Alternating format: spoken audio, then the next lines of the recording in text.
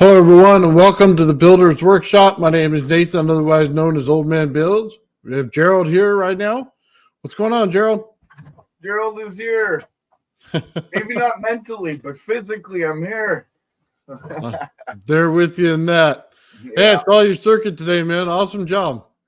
Yeah, I didn't put any theory to it or anything. I just put the circuit out because I know you wanted to look at it. So, yeah. Sorry if I'm a little brain dead today. I don't brain today. I had lack of sleep, right? I had a rough physical night. So it is what it is. But I'm here. Had one of those myself. Yeah. So, all right. You want to present first, or you want me to do? No, please do. Or that. Just so everybody knows, Shawn's not feeling so well, so he won't be in today. It's funny. It's kind of one of those days because I'm under the weather too. Like yeah. So I get you. We're here though, right? We said we're gonna be here. We're here. We got circuits. You first. Right on. All right, here we go.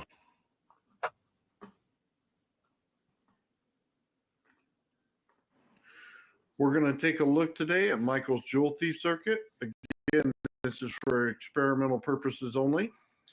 These are the parts that are in it. This is a NPN transistor, MJL1194G. It goes base, collector, emitter. This is the correct flow pattern for this. The resistors are resistor 1, 1K. The resistor 2 is 1 meg or a 1 meg potentiometer. We have right here the point-to-point connection diagram. We also have the theory diagram right here. Let's get into the point-to-point and see exactly how this thing's going to work. So we'll start over here with the power source. It's 15 volts, and I did not write it on there. Adjust the camera. Sorry for that. We have channel A and we have channel B. The number 1 is the in, the number 2 is the out. Pretty simple. This right here is just where the wires come together on your Rodin coil to make channel A and make channel B. I drew them in there so that you would not miss them when you had this. Obviously, that's the Rodin coil. So let's take a look at the flow direction of this circuit. We go in here into the channel A, goes through your Rodin coil, comes out channel A, comes down to resistor 1. Then it goes right over here to the potentiometer. Then it goes over here to the transistor on the B, which is the base. Now, hey, one thing real quick in that the potentiometer, you see that I draw the line between the two? Yeah. You're gonna have to short that just like that. Oh yeah, there's a little line. Yeah, I get what you mean. Okay. So you're only going to use 2 pegs of it. So you have to isolate the one and connect the other 2 together as you connect the circuit. That makes sense. The second way the flow goes is it goes in through channel B, goes right here, it goes right over top. It does not connect there. Goes in through the out part, goes back into the coil, goes back out this way, and then goes into the light bulb. Now, this also has a direction that goes here. Now, why are there both? There are both on this because it's a switch. As this core saturates, the power will go right over here to the light bulb. As the saturation comes down, it'll go down to the switch. This is the path of least resistance. This is the path that'll take when it has the highest amount of energy, because this transistor is a switch. Now, when it switches over to here and goes in through, now it comes back down through here and takes the negative path through the circuit and back to the power. Pretty simple. That's the way it works. Let's get on to the theory part right here. Same setup, just drawn a little different. You have the power that comes in here, goes in through coil 1, down through the resistor, and back through our potentiometer. Again, a potentiometer is just a resistor that we can change the resistance on so that we can get an approximate value. Once you get it set, you can test it, put in a resistor that matches that value. Again, full pattern goes into here. That goes in through the base. Now, the secondary power comes in through here. This does not go through this coil. It just connects off of the wire here, comes down, back through this one, and then off to this. Again, we have our switching going on. So we have our neon bulb here. As the core saturates through both of these, it goes down this way and lights up the neon. Now, when it doesn't and it's non-saturated, it goes back here through the path of least resistance and comes back through your circuit to your negative. So coil direction matters. That's why they put it this way. Everything is continuous from A to B, A to B on both of them as you identify the wires in your Rodin coil. So what happens? One magnetic field, secondary magnetic field, creates a massive magnetic field inside of it. Then the switching that goes on will turn it on and off, just like that. Now you're going to get power through your Rodin coil. This is why this is an effective circuit. Hopefully in this short diagram, it'll give you the description for it, tell you the parts to it, the directional flow, and then you can build this circuit and run your Rodin coil as well. I hope this helps everybody out. Thank you. Nice. Right on. You got any questions? Yeah, I think you nailed it. I think somebody asked if the neon represented if that bulb represented a neon. But yeah, you had already answered that. Yeah, it was a 90 volt. 90 volt neon. Yeah, that's what I used to. Yeah, sorry, I'll put that back up. So yeah, I showed it in that version versus the other side where I just drew the light bulb.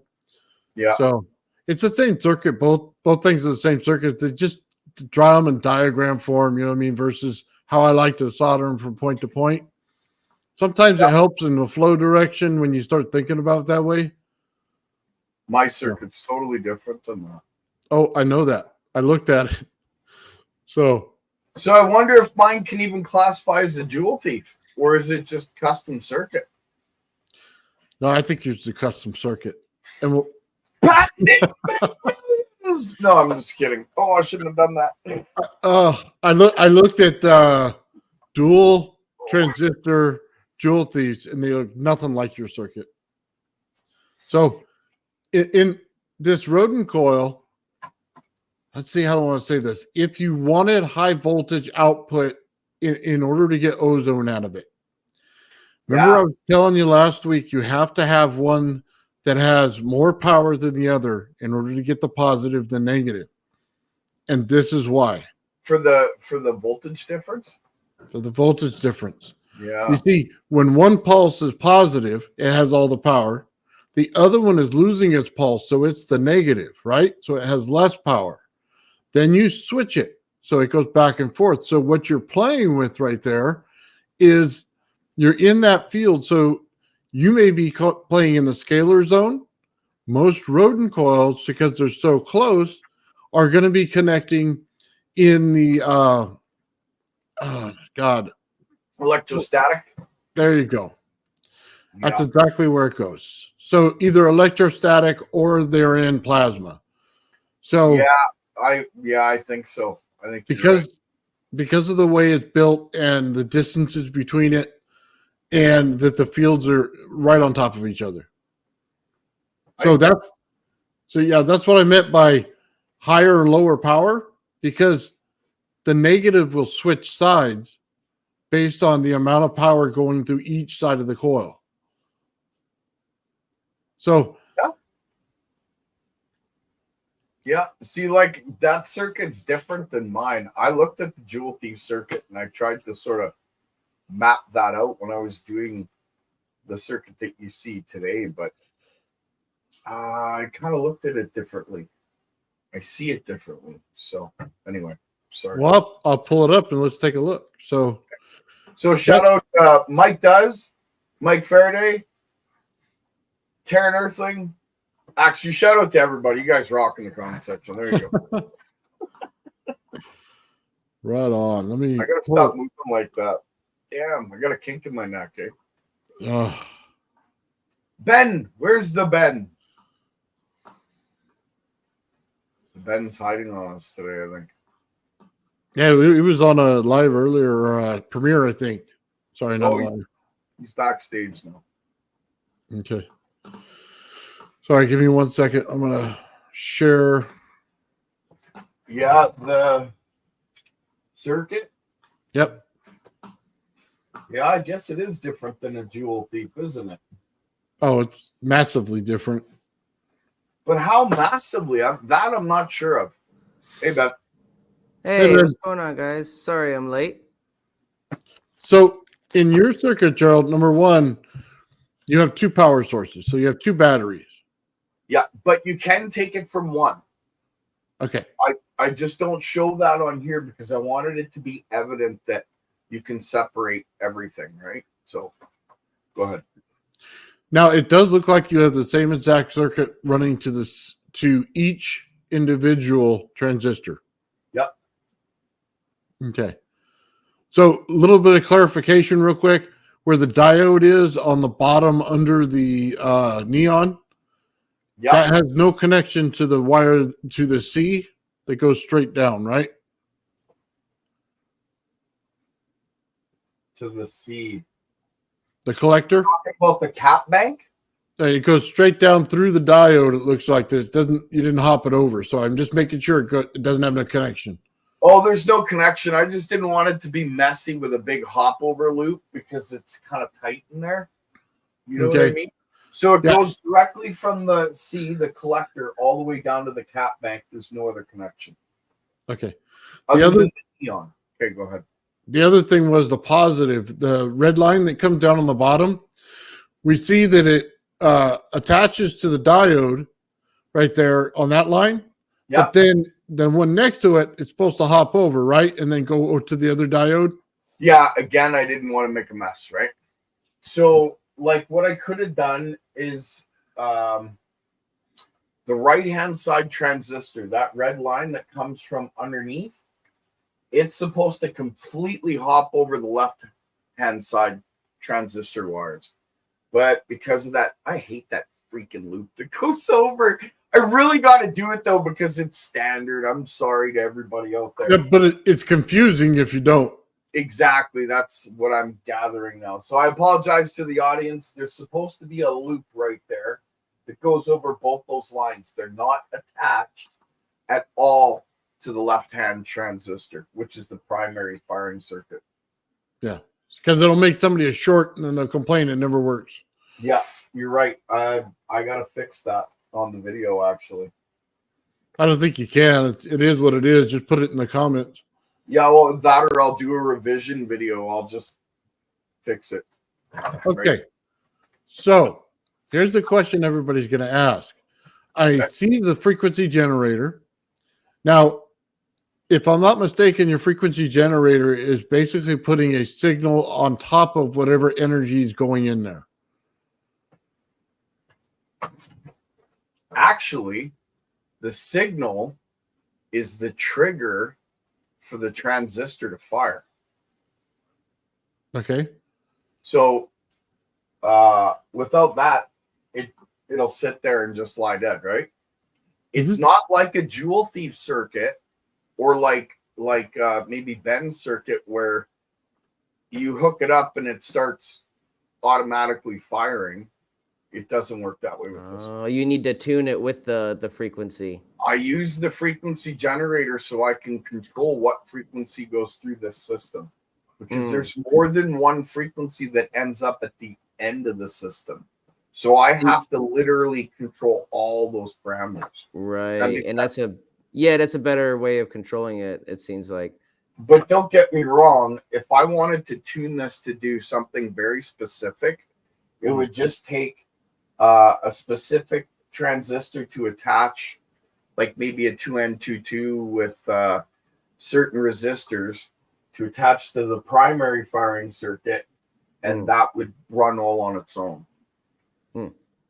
Does that make sense? Go ahead. To me, yeah, I don't grasp it entirely because this is a little bit above me at the moment. This is a really interesting circuit, but it's not simple. It's something that I'll have to study up on for sure. But I had a question about the frequency. It says frequency generator down at the bottom where it says load. Is that where you put the frequency in before the cap bank? At the bottom where it says load, that's where you can pull all your power out. So where exactly are you putting in the frequency? Your frequency generator attaches to, okay, so that green and black line that's negative and plus, that's you hook that up to your number 1 channel on your frequency generator. And the other one on the right-hand side, you hook up to your 2nd channel on your frequency generator. Okay, yeah, that makes sense. I was like, why is the plus sign if that's the frequency? And I was trying to figure out how to I'm reading it wrong. Get everything in there and make it big enough so you can see it, and then it can be explained, right? Well, I'm a novice at reading this too, Gerald. So keep that in mind. Like, I'm still learning. Well, so am I. Well, so the battery doesn't put out, the frequency that you need. So you have to have the frequency generator in order to get everything to fire correctly, just so everybody knows. Yeah. Okay. Yeah. So your control. So it acts like a trigger circuit without the protection of the circuit. So it'll actually just add frequency to the existing voltage. That makes a lot of sense right there. By doing so, fires the voltage into the coil, and then all the anomalies start to begin. Very cool, Gerald. Very cool. I like this. Reinforces the circuit itself. Go ahead. I was just saying, this is very cool. I really like this. Thank you. I came up with this when I was playing around with the 2N3055. And I thought, well, what if I apply it to like a MOSFET? And I started blowing them because they had no idea what I was doing, right? And then I found this MJE out of a TV set. And that's when I started to see really large anomalies with coils that, you know what, they weren't what I'm working with today. They were like right after the rodent coil. So Starship coil, Mike Powers' Star Chalice coil, stuff like that, right? But it showed me that quick firing rate, you need that in order for your coil to slam open that charge pump to get it going. Yes. And I noticed I did some testing with the transistors on my system, and I noticed that, depending on the transistor you're using, you could have widely different efficiencies. What is it? The MJE 13009. I ordered some of those. They're not going to be here for a few weeks, but I ordered some of those. I ordered a few others so we can actually like test different ones, especially the ones that you're using and the ones that Daniel Nunes used with his coils from First Stop Energy. So I just got a whole bunch of them, a few of them just to test the different, just to see, which one might be the best for my system. You never know. Yeah. That's what you did. Yeah. So I don't know. It just seems like that's a very big variable as a transistor, right? There was a question by Vortex. Let's see here. It's up on the screen. Yeah. Do you think the neons can it's right in front of me and fire the transistors? They can't fire the transistors, but they do protect them. And when they're firing, your cap bank that's on the end there fills like incredibly fast. Really? That's cool. Use the neons to show when I'm in resonance. Yeah, the neons, when I didn't have mine connected, it fried my transistor. Oh, yeah. That's another thing, too. It's a safety mechanism, right? It's like as soon as your whole system fills with energy, your neon starts to fire. And without that, you literally just... I've blown transistors, like split them in half, and they sound like 22s. It's incredible how hard they fire when you put too much energy back to them. So you need that neon to bleed it off? Is that what it's doing? Absolutely. It's to bleed it off and to send it back through. When it's bleeding off, it goes through your collector. At least that's the way I see it. I could be wrong. Correct me if I'm wrong. But through your collector back into your cap bank. So it's like an added, right? Yeah, but well, I could be wrong on that one. it bleeds and then it sends it back to the path of least resistance, which would be back through the I think it's the base. No, I think it's it's- not I- connected to the base. It's connected. No, it goes to the cap bank. I'm sorry, I'm looking at it right now. Neon lights up. Yeah. It wants to go to the collector, but it'll trickle there while it goes into the cap bank really heavy. That's what it is. Remember, a neon isn't a connected thing in the circuit. It's got 2 posts and it's a bunch of gas that ionizes that allows that energy to flow. So it makes it easily controllable in that way. Yeah, So- it's a conductor inside there, the gas when it excites. Yeah. Yeah, a neon's important. And it actually helps resonate the whole circuit. That makes sense because it starts humming. I don't know if it's the neon that's humming or what, but something starts humming, you know, when you're in resonance, right? Yeah, it's the whole thing. It's the whole thing. It's the movement of the energy itself. So it's the whole circuit that's humming. Yeah, no, I noticed it right away. And I'm like, well, that is cool. That's really neat. I'm like, Yeah. I hope nothing's catching on fire. That's what You'll know No, if it the seemed to be- coil starts smoking. Yeah, it seemed to be stable, so we're all right for now. All right for now. Sound like me. Yeah, it'll be all right. It'll stop smoking after a while. We'll find out. Taking out Hey, the wait, Nathan there's flames. Turn it down a little. there. No, I did fry it, and I found out last night with a couple of transistors. I had one smoking. I was working on that cap song from popping them off. I've only got about 10 left. It's hard to get the timing right, I'm telling you. Yeah, So I got to strip apart another one of my old TVs and get a whole bunch more. I imagine you I'm gotta gonna get go that through a whole song bunch done, of them, I'm telling but you. What's that? yeah, I was gonna say, yeah, I can imagine you have to go through a whole bunch of them to get it down right. But once you do, it'll be I'm pretty just easy trying to set get up. that. I can't remember what it's called, but it's by popping caps. Did you catch that little ding? So I'm trying that. It's hard. It's hard. We'll Okay. get there though. Real quick, I don't want to move on from this right away, but I want to just pull it down for 1 second. Okay. What's the theory behind it as far as the saturation of the coil? The theory behind the circuit or the theory behind the saturation altogether? So, as you're running your circuit, right? Yeah. So here we go. This is one side saturated, while the other feels down. Then as this one comes on, it saturates, it goes back to the other way. And it's pulsing like this, right? Yeah. One's getting bigger, one's getting smaller. So can you just explain the theory behind that?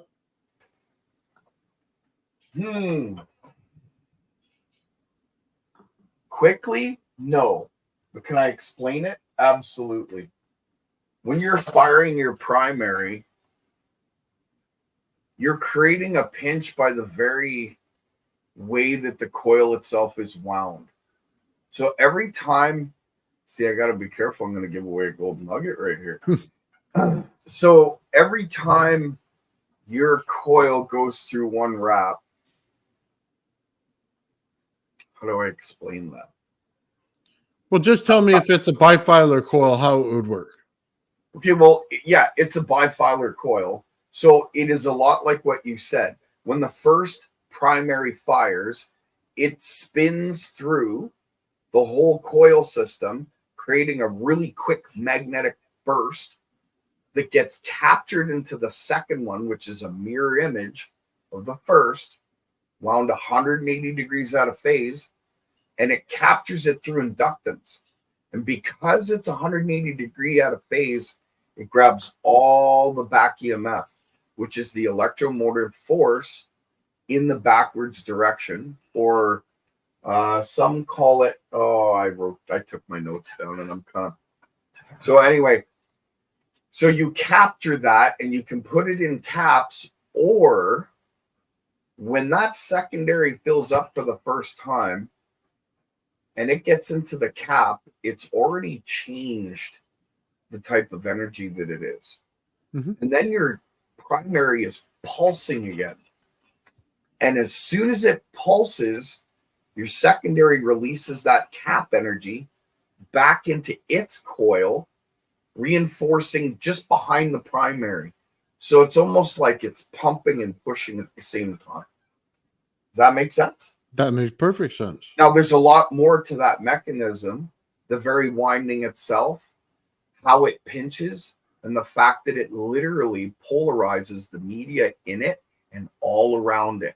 And if I wire it a certain way and attach it to my copper pipes, it electrifies the copper pipes in the whole house. I'd literally take a coil, walk up to it, attach just one wire to the copper pipe upstairs underneath my sink, and I'm lighting LEDs from it. So it transfers it everywhere.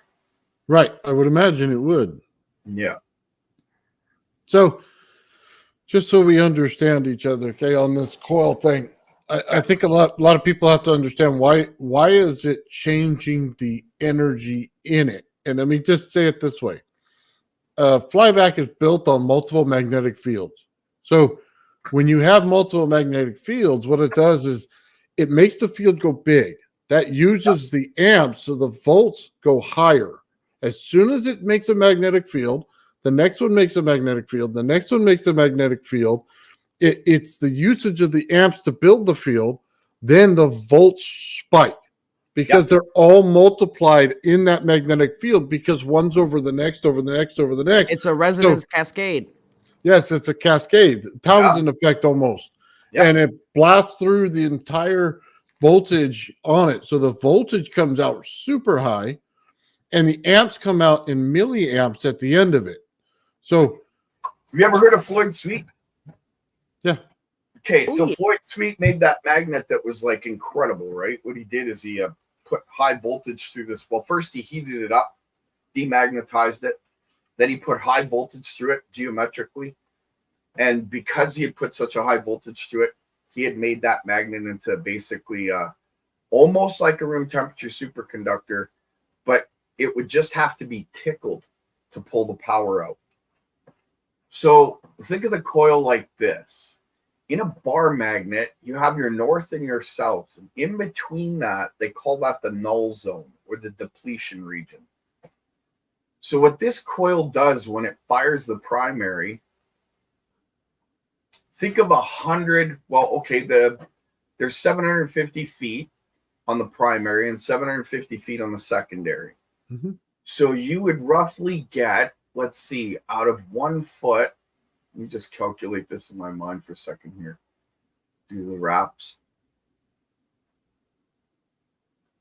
So you would, for 1 foot, you would probably get 12 bar magnets. No, 8 to 12 bar magnets, depending on the wrap, because each wrap's a different type and a different frequency. So out of those, say, 8 bar magnets, all the depletion regions or all the null zones get literally stretched out so that they're like flat and then compressed and turned into the core. So by compressing that depletion region, when the primary pulses, the secondary collects, the depletion region compresses. The second that secondary releases and the primary goes to pump, all of the depletion region releases. So it's a lot like what Floyd Sweet was doing. He puts it under a ton of pressure and just tickles it a little bit, and it all comes out. But the way that I do it is I'm pulsing it. That's what puts it under pressure. The tickle is when you release the back EMF, and then it releases it all together and puts it into the system as a field. Now, if you do that multiple times and you ground that system out to a certain, we'll say a region the size of the house, the bubble will fill that size of the house because your ground is very important in connection to how your bubble is built and how it's contained. Did that answer the question? No, it absolutely did. Good. So just so we understand each other on this one, you have it going both ways, and I'll show you a diagram again real quick here. You have one going to the right, one going to the left. Yep. Because they're mirror images of each other, but 180 out of phase. Yep. Okay. So when you say that and you do that, I have a question. Is the second coil running from, let me remove that, top to bottom and one moving from bottom to top? No. Or is it, okay, so it's one, then one. Well, actually, I can't say that. It's both or it's neither, depending on how I decide to pulse it and fire it. Remember, there's 4 leads that come off this coil. So I can wind this or connect this circuit the way that you see it now, or I can change things around just a little, run the coil in parallel, run it in series, or run it in opposite firing to what you see now, because it'll do 4 different things as I change how the circuit is tapped into the coil. So I want to go to the next level, but I don't know that you'll want to give it out. Okay. So there's some secret sauce in here, people, so pay attention. Oh, there is. So based on that, okay, you're obviously pulling a north and south pole. You said that before. I am creating the Aaron Hoff Bohm effect. Not Zero Boo Bung. Zero Boo Gung. Zero Boo. No gun. None of that. Yeah, I know. I'm just playing. But yeah, basically, because of the way that the circuit shows you it's firing the primary pulsing down, then the secondary is pulsing down right after it. But as it pulses, remember, it's not just a linear pulse. It's literally a spin and a squeeze at the same time. Mm-hmm. So it's a vortex. Yeah, I said this on a live prior. It could be considered a prime mover, but it's really not. But some could look at it that way, because the second you put power to it, spins great. The second. It doesn't even have to have a circuit to it. You sit there with a battery and just go click, and you put a magnet in the middle, line down, pole sitting like horizontal, and you just, and that thing's gonna spin and instantly polarize, because of the way that the whole system is wired. And it's wired to the path of least resistance based on 5 separate atoms. Go figure that one out. Okay. So real quick. Sorry, I didn't mean to say that. No. This is why I say this. We all seen the seed of life. We all see the way it builds. Okay. So I have to ask, because you're saying it. Okay. But I'm not going to ask you the direct question of it. I'm going to ask you the indirect question of it. Okay. Okay. Fields are built like this. Yeah. We see the geometry basically going in one direction on your coil when you do your windings, right? Yeah. So every field goes like that. So my question is the geometry of it. When we look at a mandala, do you identify that as your fields being pulsed at that point in time? Yes. Not in the coil that I've shown you, but yes. The flower of life is, don't get me wrong, I'm not saying I have the flower of life, but I'm just saying the way that the fields flow, yeah, there's a coil out there that does that. And there's a story behind me knowing how to make that coil. And it's signed and dated because it came from a dream. Directly that coil. Those direct numbers. Just saying. So it ain't me. Hey, don't get me wrong. I ain't no fucking, pardon my language, I ain't no genius. I just following instruction, and the instruction was there. So yeah, you brought it up. I'm sorry, I had to kind of clarify. No, it's okay. I want people to start to get in the habit of thinking of it this way. There's a geometry. Yep. Then right on top of the geometry, you're getting the magnetic field and how it looks. So as they sit one on top of the other, as you build your mandala, you have to start to understand it this way. Okay. Now, So let me clarify on what exactly what you were saying.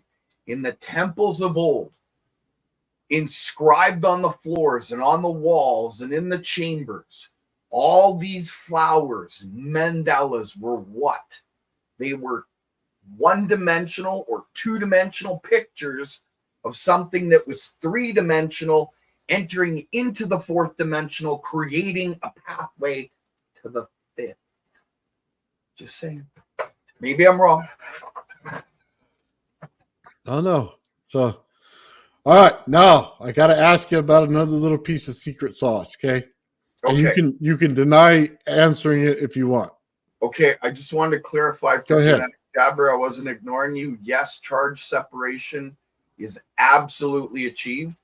It's actually written into the full theory that I have, the paper I've written. It becomes a result of all these anomalies coming together rather than the actual goal that was set out to achieve. So that being said, go ahead. Okay.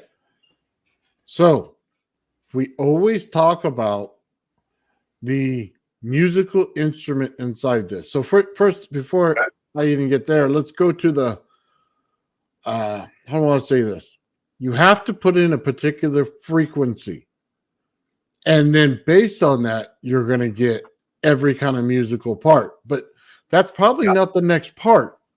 The next part, I know it's in there, but I don't know that it fits right there. So I'll ask you, you have that musical part, right? Yeah. But then you also have resonance. Now, it has to do with the timing on which one goes first. Okay? So think about it for a second, because your pulsars coil so fast. Yeah. So one's going to show up before the other. So what is your opinion on it? Are you sure? They could be instantaneous together. If energy flows down a wire at the speed of light, or 99.9% of the speed of light, and you gave it an extra little push with sound, then it would go past the speed of light, right? Or at least that's what we would think. But then if you're traveling at the speed of light, at least the energy is, and it's making hard right turns and it's flowing, it's going to bounce into each other and create its own sound. Mm-hmm. So does one come before the other? Yeah, you could say that. Which one? I might leave that one for the next slide. Okay. That's fair. That's fair. Just There's so some- everybody knows that they're two individual things in the way they work. You have a resonance part and you also have a sound part. Now, it also matters whether you're resonating the air, or if you've driven out that from the actual coil itself. You've driven out the air and created a vacuum, and the very pinch opens up a tiny hole. You're hearing sound, but are you hearing sound of the coils and the operation of the energy flowing? Or are you hearing sound of that energy flow ripping open that tiny hole and it whistling through at a certain frequency? Just a thought. Okay. Just a thought. I'm going to go a little left on you real quick. Okay. I'm not saying that's the answer. I'm saying that's a thought. No, it's Go fine. ahead. Yeah. I'm just going to go left on you real quick. Please do. I'm going to pull up two things, and hopefully I have them right in front of me. Oh, I love when I do this. I put them in little folders everywhere because my whole desktop's a mess. I was looking at, and I sent you the thing earlier. Oh, I'll just pull it up. Give me a second.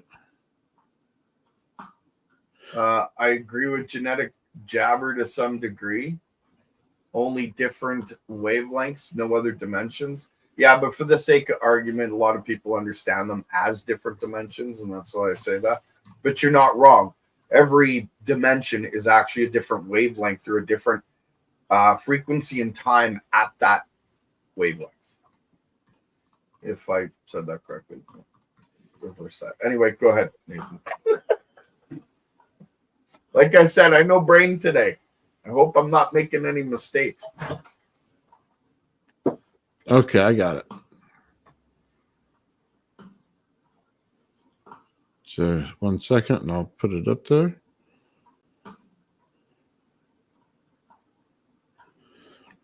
Now, just want you to look at this. That's beautiful. That is simply geometry in a gemstone. Yep. Now, here's the question I have for you.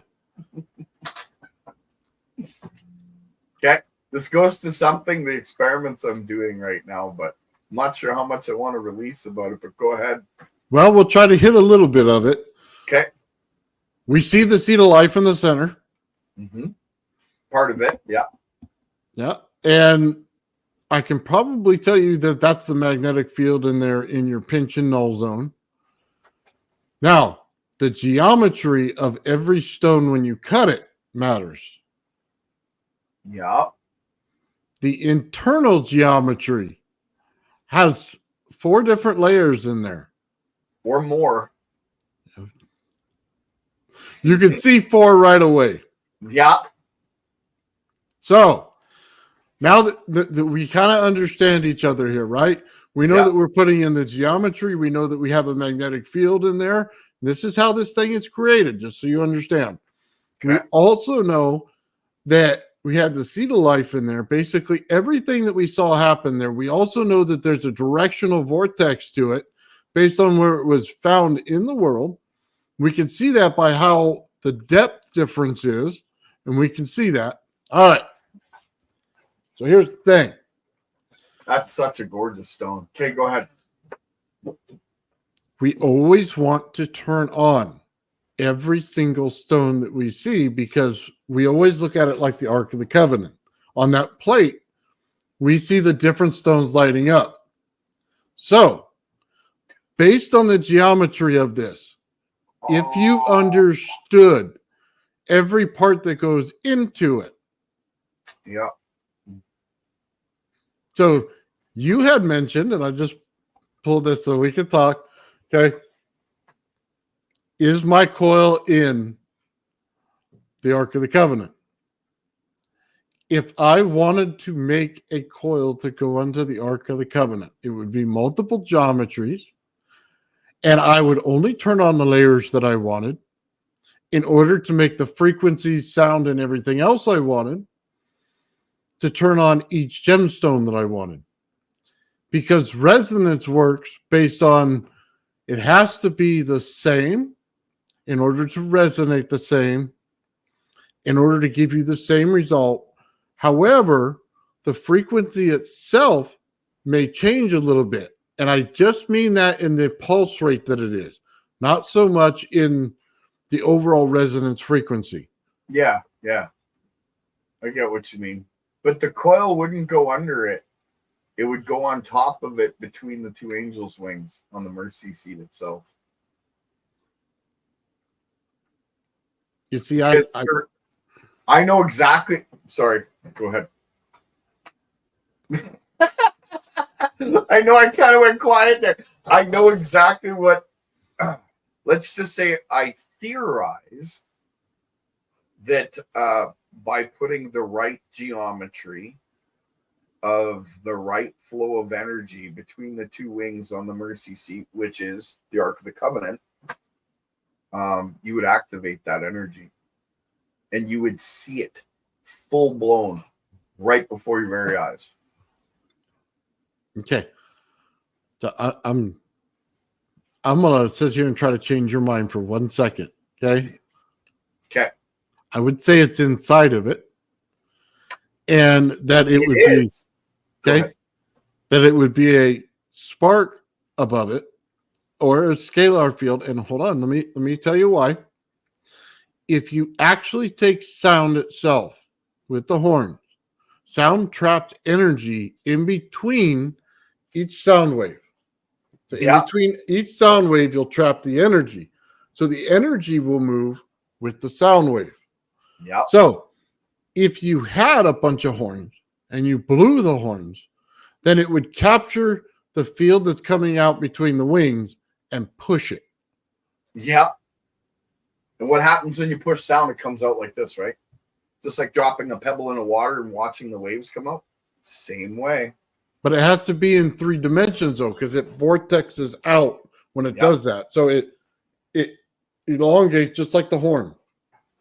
Okay, so I would say to you, you're right. And in a sense, you're kind of wrong because, yes, there'd be energy in the ark. After it was cleaned out of the piece of the rod of iron of Aaron, which is the bud from the tree of life, the alabaster jar, which contains the last known manna that was made by Moses' hand, and the scroll with instruction to the one that's to open it. When those are cleared out and you put a coil on the mercy seat, specific geometry, maybe not a coil, but a specific geometry, you're going to fill the box because it's like a capacitor, but it's a scalar capacitor in a sense. Because from my understanding, and I could be wrong, but from my understanding, once that's activated, there's a ball of energy that forms, an evo, a perfect sphere between the 2 wings. And that gives you the ability to communicate with God. From my understanding. Okay.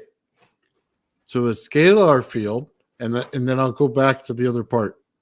Okay, because I have a quote for you. Okay, and I don't know how accurate the quote is, but I think it's pretty close. Okay. So a scalar field acts like if you're on a pond, instead of dropping the pebble in the pond, right? Yeah. You're having a pond freeze over like ice. And as that ice sits on top, you tap one side, instantly the other side has it. Okay. It's not going through the water as ripples. It's an instantaneous effect. It's tapping the side and the other side moves. Yeah. Okay. The other thing was, it wasn't designed to do that, but it could. Now, think back. It's probably an obscure quote, but you would have to pull all those things out of there, okay? Because it wasn't designed to do that, but it could. Well, you know what? You're not wrong. I think it was a communication device, but I think it was much more than that. Like I said, I'm not sure if the Ark of the Covenant itself was the one that was in the Pyramid of Giza. I believe it was. But it also, like the Ark, acted as it's the pinch in the middle of the pyramid that allows it to obtain that energy and fill the inside. Because remember, the pyramids were covered with a alabaster sheening insulative stone. So it would act like a massive scalar capacitor and it would fill up, creating the field in the whole area. Why the whole area? This is what I said about the ground earlier. Remember, if you ground it out the size of a house, what does it become? The size of a house. What were the pyramids? That whole area was all connected, man. You ground that out. What was the size of the field? Size of the whole darn area? And they just found, day before yesterday, they found the river that went by the front of the pyramids. And it was dried up, ancient, and filled with sand. But satellite found it, proving my theory that that river was what filled the aquifer in the bottom of the pyramid that started the water hammer. And that's what began the whole system running. Well, that arc. And go ahead. we generally deal with the geometry in the coil. However, it's the magnetic field that goes around it that makes it activated. So, if you go around an object for 7 days and 7 nights, tell me what I'm going to ask. Are you going to ask how it fell or how it worked? No, I'm just going to ask you, did it saturate it? Oh, absolutely. It created a field. So you always create bubbles in your coils. So Yeah. when you put the arc down, what happened? Oh, you collapse the field. You ground it. You're grounding it. You're grounding it. Oh, right. So when it sits on the ground, that would help facilitate the building of the bubble. Is that what you're thinking? Because that's what go ahead. Yeah, because you have to have the ground in the circuit in order to do it, and it can be a off the ground for a while. It can be floating ground, but then it has to come back to the ground in order to apply the voltage. So the question is do you think they built the field on top of the surface or underneath? Interesting. Are you talking about the pyramid itself or the arc? The walls of Jericho, did they build the field in the ground? Oh, right. Okay, so my thought process on the walls of Jericho was the walls were so high and they were made out of like granite and limestone, and when they literally marched around the whole city with the arc, they were creating an electrostatic bubble. And when they blew the horn, I think it's exactly what you said. The same time they blew the horn, they dropped the Ark of the Covenant, grounding it out and collapsing the bubble. If you created a bubble around a wall that was resonating, and then you were able to, it's just like what we said. Snapping the capacitor off collapses the bubble. It's exactly what happened. Wow, that's mind-blowing. Okay. Yeah. Yeah, I got it now. Because that's exactly what they did. They probably grounded out the Ark of the Covenant after walking around it for a week, and they blew the horn to make the energy go, and then they grounded it and collapsed that. And that was it. Everything fell. Wow, that's mind-blowing. Wasn't originally created for it, but it could do it. Yeah, well. All right, let's get back to this. Okay, hold on. So, do you agree that the geometry in the gem plays a big part in the geometry? If you built the coil in order to turn on the gem, that you would have to do it in the same geometrical pattern? Now, mind you, everything in this thing is different patterns in different fields showing themselves. They're telling you they're there.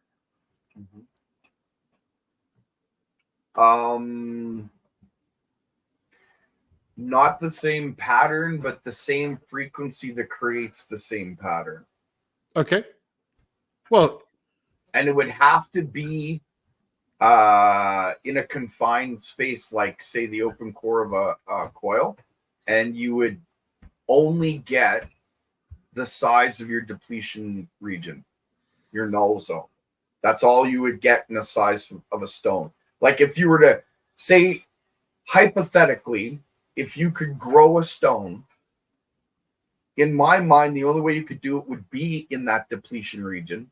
Depending how big your depletion region is, would define how big the stone would be created.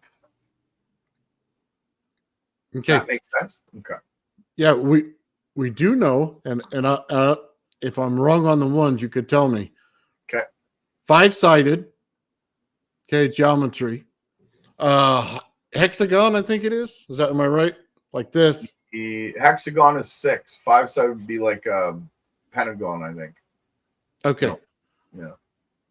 Could be wrong on that. They'll tell us in a minute. It creates the same octave or, it's not the octave. It creates the same, why is it not in my head? The fifth. It creates the fifth. Okay. Okay. You know what I'm trying to say there? I do. Yeah. The tone, the overtone, the fifth. But then again, see, I'm getting a brain block now too. It's catchy. It's the triangle or the square that's exactly the same. It's just in a different octave of it.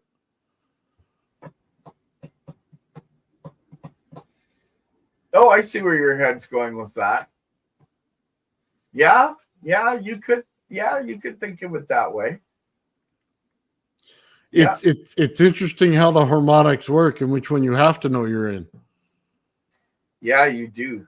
Like, and there's a lot of harmonics that are given off depending on the frequency that you give and the geometry of the coil itself. Because I've done tests with coils that do nothing. You get no power out. You don't do this. You don't do that. But then an anomaly that we can't speak of that will be spoken of on Rumble, that will show up. And it's like, what? Right out of left field, right? So there are things in geometry that we don't expect. And I think that sacred geometry is kind of like,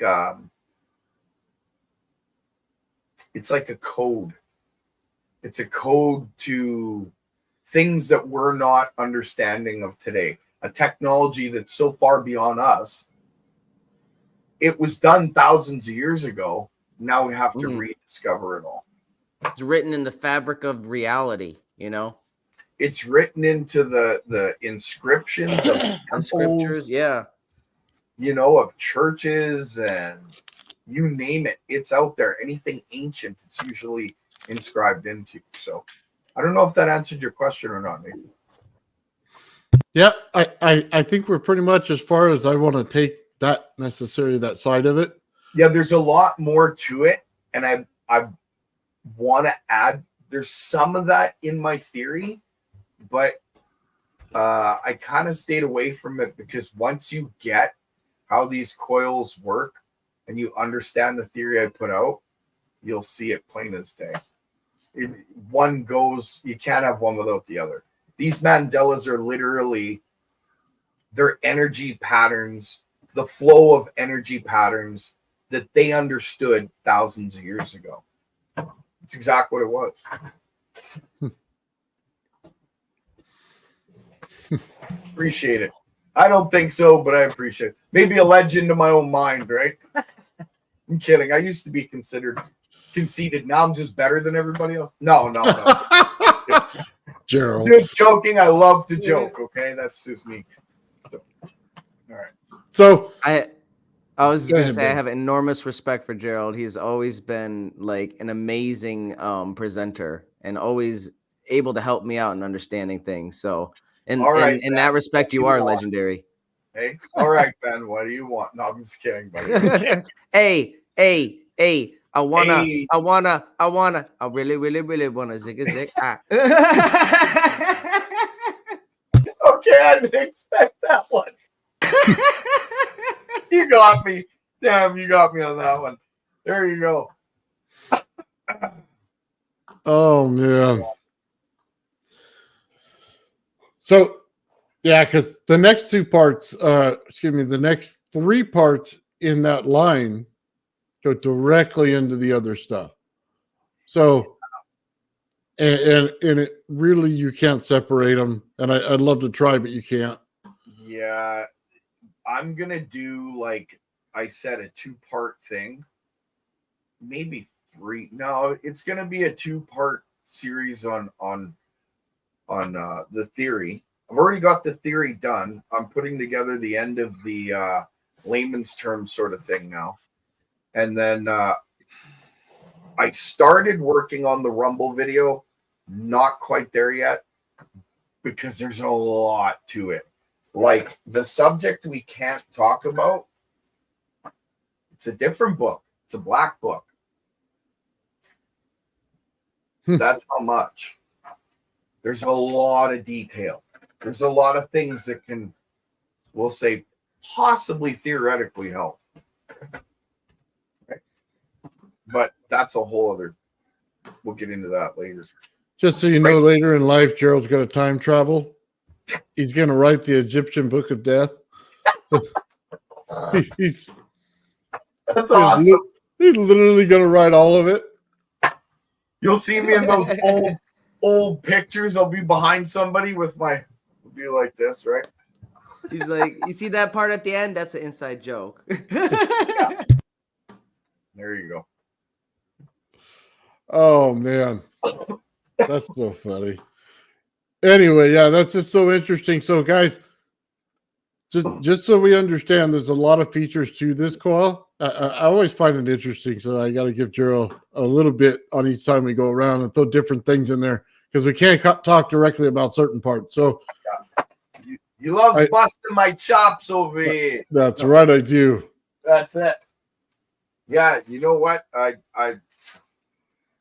there's so much in this theory that is going to make the scientific community look and go, oh, wow, okay, so this is right and that's right. But how can those two things coexist with this theory? But they all intertwine and they all complement each other. Can't have one without the other. It's just the way that it is. I don't make these things up. You can't have skin effect without having dichotron instability. You can't have those two things without displacement current being created. You can't have any of that if you're not wound 180 degrees out of phase, because you're going to create a ton of heat from your electromotive force in your coil. Anyone who's wound like solenoids knows that if you're sitting there and you're putting power through it, that sucker heats up. You can literally melt the varnish off and just watch it smoke, right? But this works differently. Like my resistance on my coil, 6 ohms. I was told there's something wrong with my meter. I was like, what do you mean? They're like, well, you have 750 feet of copper on that. I said, well, technically I have 1,500 feet of copper, but 750 feet one way and 750 feet the other. Well, you should have a ton of resistance to that. Like my buddy said it was 100 ohms or 100 and something ohms. I don't know about that because I'm still learning about resistance. Okay. If you look at my circuit, there's no resistance in it. No, I get it. It was brought up before. Somebody in the comment section said, what kind of potentiometer should I use? I don't use potentiometers. It has to go to the canceling fields effect. And it's not the wire itself that makes that. It's the field, because every time you put energy through a wire, regardless of how much energy you are going to get a certain effect. Now, you put it through the wrong way, you get a bad effect. Put it through the right way, you get a good effect, but it will change that number. Not a lot of people understand that. Nope. They always just look at the measurement and they say there's a mathematical formula to it. I'm telling you right now, from running energy through wires, or around wires, I should say, that it's completely wrong in some of this, because as soon as you induce a field in one, the second field picks it up based on the geometry of how it's done. So it's literally reducing the resistance by taking it into the secondary coil. So absolutely, that changes the whole effect of this whole coil. Okay. That's why your whole resistance is so much less. I believe it's a room temperature superconductor. I really do. It hasn't been proven yet, but I believe it is. John Curley said, hopefully I'm pronouncing your name right there. There's ohms measured by a meter, and then there is impedance of frequencies or at frequencies. You're absolutely right. Except with this system, there's the ohms that you can see on the meter, but I don't get impedance. In fact, the impedance is how I collect part of my energy. So think of it this way. When I'm running my system, most people, when they're running coils, they heat up because of the resistance of like the ohms of the wire and then the impedance that's created when they're pulsing it. But I take that resistance, dump it in the secondary, then I pull it out through a pickup coil and I put my resistance at the end of the circuit where I want it, not in the system that's creating. It's because they do not understand that the second one is mirrored in reverse. They're stacking fields. In a Tesla coil, you're stacking the field completely up. In a rodent coil, you're roundly doing it, but you're still stacking the field. Oh, rodent coil's trying to grab it and he's trying to like force it in. There's nothing being forced in this system. It's all about subtleties. It's about just that little bit of push and then let it fly. That's what it's about. Like I used to explain it like this. So let's say you're in your camper, you have DC lights, okay? So the light that's in your camper, you flip your switch on, the power goes, fills all that line, and then turns your light on. Okay, no big deal. But when you flip that switch off, that power that was in that light flows back to the source faster than it did when you turned it on. And that's been proven multiple times. So what I do is I fill the line and I let it go. And because when it lets go, it goes really, really fast. I don't let it go back through the same wire. I capture it in the other one. So the more that I pulse it, the faster I pick it up. And it just becomes a dance. So let me just tell you what it is that you did by putting it 180 out. Your dielectric saturation is what you did. Okay.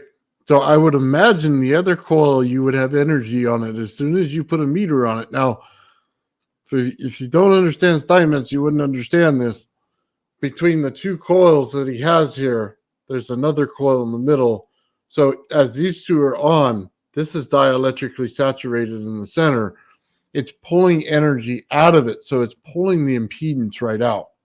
It's immediately taking it out. Now, because your system runs on a load, your load pulls it out fast.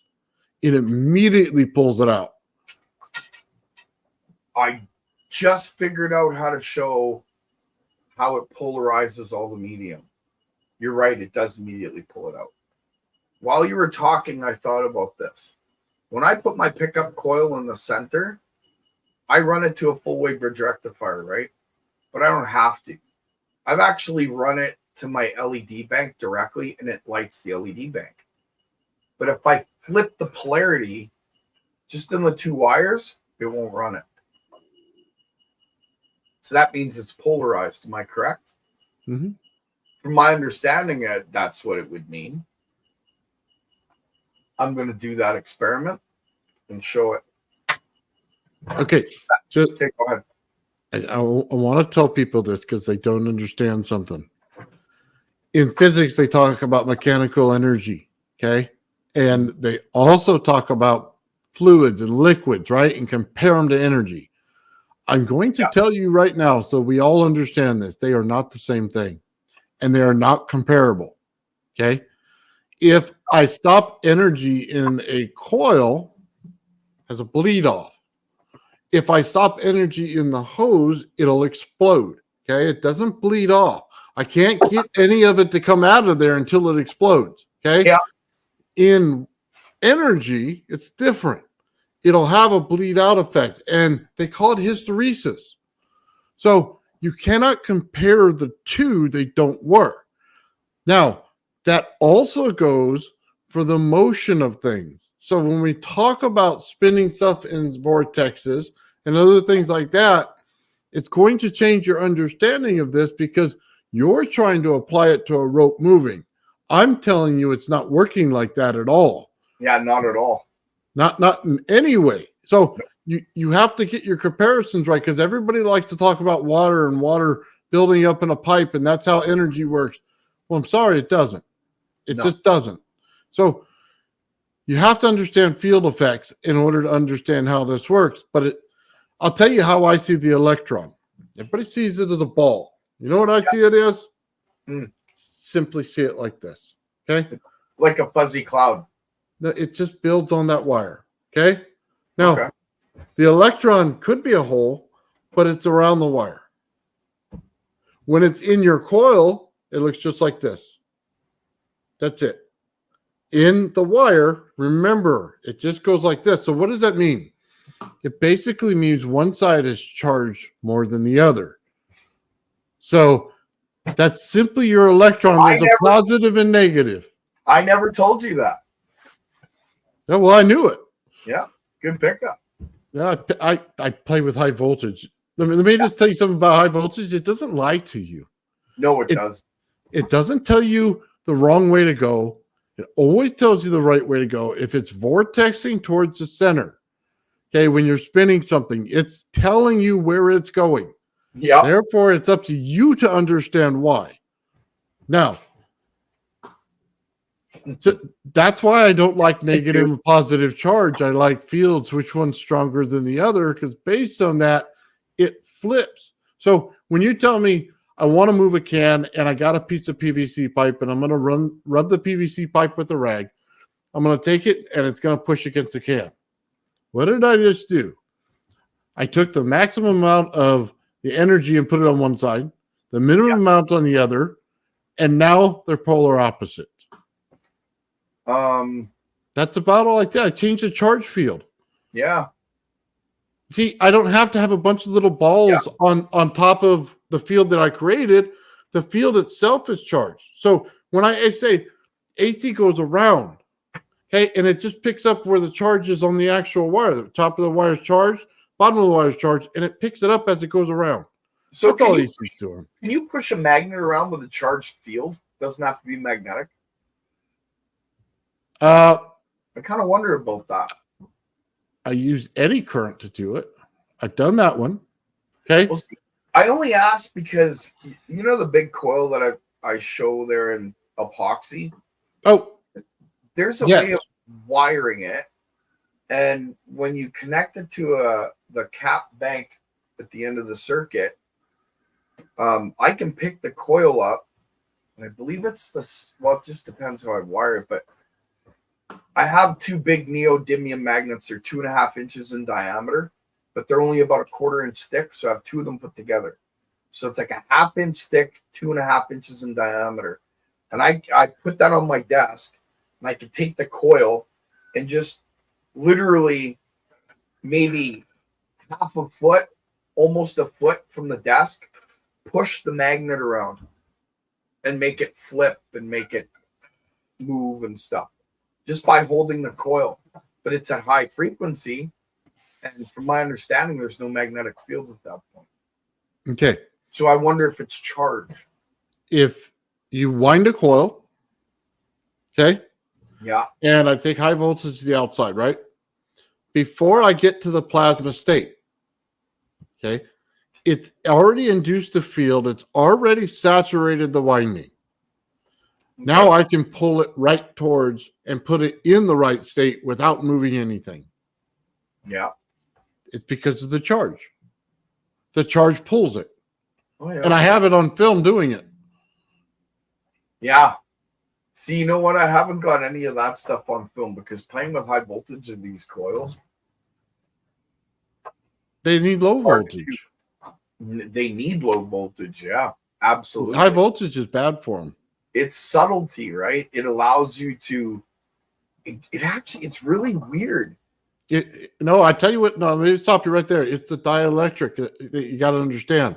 The saturation in it. And I'm going to harp on this a little bit. It's that simple fact is why you don't want high voltage in this. It has to be low voltage because it has to be able to make one field, take down one field, make one field, take down one field. And if you do it too much and put too much in there, you're overvolting it. So what does that mean? You're now killing that. Now it's the spark over effect, right? So you don't have this. So the amount of charge that you put in, you see it as a magnetic field. It might just be a complete and utter charge in the center. It may just be a complete charge in the center that's creating that pinch. And now that you're in the charged state versus the magnetic state, what does it do to the actual field? It has different properties. It now allows you to take the heat in the system to drive the system. So it matters which state you're in, and you have to know how to find them. And that's why I harp on that, because trust me when I tell you, if you're not in the right one, you're going to misunderstand this whole thing and you'll never figure out the answer. You have to do the work. And that's why I'm leaving the heat and how to control it out of the secret sauce. Because if you want the secret sauce, I'll give you lots. And you're going to put it together real easy. But unless you actually do the work, you won't understand how to move the temperature around. And this is not a brag, but I can move it wherever I want. I can put it in the circuit, put it in the coil, put it in the ground. I can put it into something that's I won't go there actually. Yeah, I can move the temperature around. It's crazy cool. So if you put in the work and you get to that point, message me and we'll have a conversation. Yeah. But by the way, magnetics is the use of heat in the system. So just understand this. Yeah. When you create a magnetic field, you're using amps to do it, so you're creating heat. Now, in a certain part of the system, you want no heat, so you have to create the charge system, which is cold. Charge separation. Also, really, kudos on that really fun pun. Crazy cool, when describing getting rid of heat. Yeah. Crazy cool. Oh, yeah. Yeah, this is, you know what? This is the next tech for the next generation. Don't get me wrong. We're going to get to play with it. We're going to get to map it. But ultimately, it's going to be for the next generation to live it. Because it's mind-blowing. And I tell you one thing, it makes AI look stupid. Sorry, just had to say it. I mean, how far have we fallen when you're giving Nobel Peace Prizes to guys that are playing with AI? Are you kidding that was me? Stupid. Yeah, I have no respect for Nobel Peace Prize winner, Nobel Prize winning anymore. Hey, that's a joke. I say we have an annual fringe Nobel Peace Prize. Yeah. How about we do that? You get a lab coat and a hat. Hold on. Just so we understand each other, you never want the well to go dry when you're building one of these coils or any coil, okay? And that means that you don't mess with your primary circuit. Nope. You leave it alone. And your energy only comes out of the center of this thing. Just so we all understand each other. For those of you loopers out there that just want to loop everything, okay, it's not how this works. Why bother? You can loop it. You're going to get out a tiny bit of energy and go, it made it run itself. Why? Use that little bit of energy for your first primary pulse, creating the whole system, running it, and pull the energy out of the center so it doesn't affect your primary circuit. Like, how do I explain that? I can pull maybe 100 watts out of 2 watts. Like, is that even possible? I don't know, but I'm doing it.